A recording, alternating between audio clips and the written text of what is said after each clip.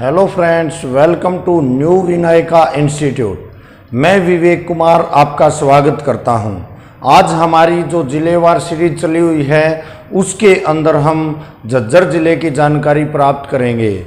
सबसे पहले मैं बताता हूं कि झज्जर ज़िला जो है वो 15 जुलाई 1997 को गठित किया गया। इसकी जनसंख्या 9,58,405 है और इसका लिंगानुपात 862 रहेगा और इसकी साक्षरता जो है वो 80.8% है था। घनत्व यहाँ का 523 व्यक्ति पर किलोमीटर स्क्वायर रहते हैं और इसको झज्जर को छज्जू नाम के जाट ने इसको बसाया था या इसकी स्थापना की थी। इसका पुराना नाम छज्जू नगर था और ये झज्जू या फिर जोज गहलावत नामक व्यक्ति के कहने पर गौरी ने इस शहर को बसाया था और झज्जर को शहीदों का शहर भी कहते हैं। इसके बाद हम बात करते हैं 1959 यानी 1959 में पुरातात्विक संग्रहालय की स्थापना भी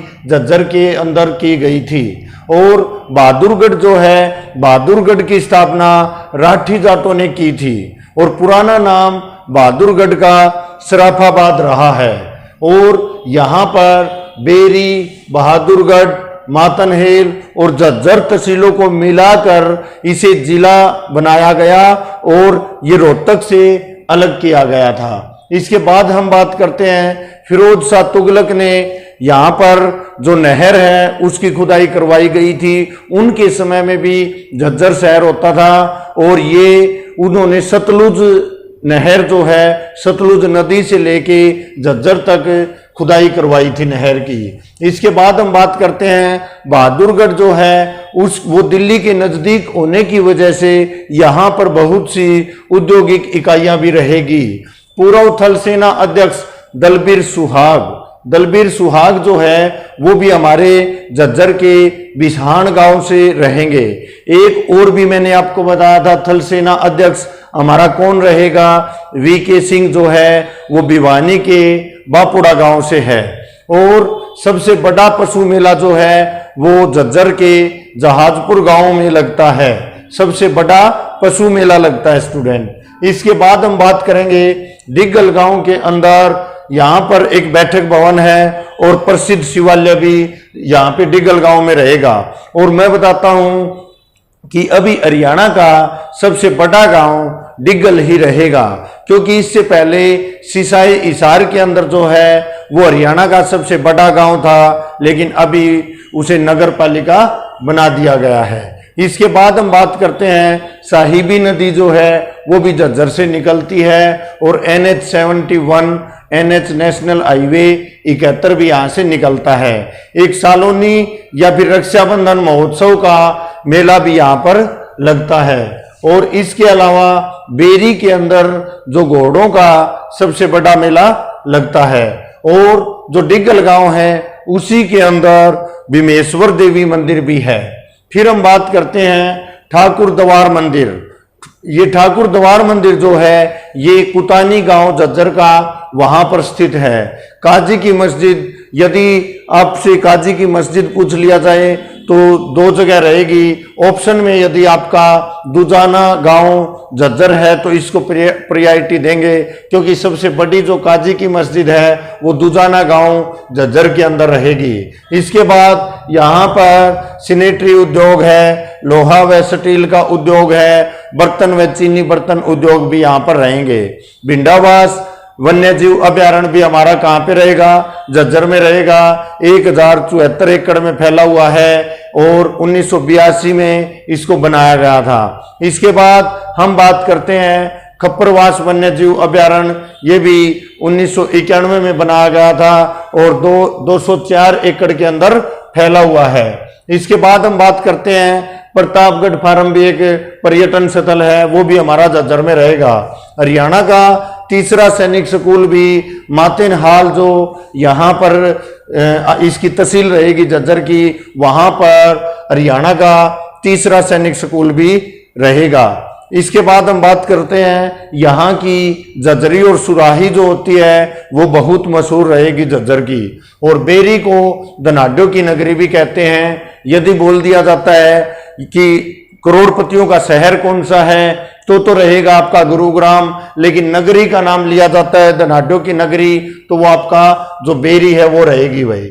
इसके बाद हम बात करते हैं हमारे हरियाणा के पहले मुख्यमंत्री बीडी शर्मा जो है, भगवत दयाल शर्मा जो है, उनका संबंध भी कहां से, झज्जर से रहेगा। उनका 26 जनवरी 1917 को जन्म हुआ था और 1993 में उनकी मृत्यु हुई थी। और इसके अलावा पूर्व रक्षा मंत्री प्रोफेसर शेर सिंह भी हमारे झज्जर से रहेंगे और दोनों ही झज्जर के सरकारी स्कूल में पढ़े हुए हैं।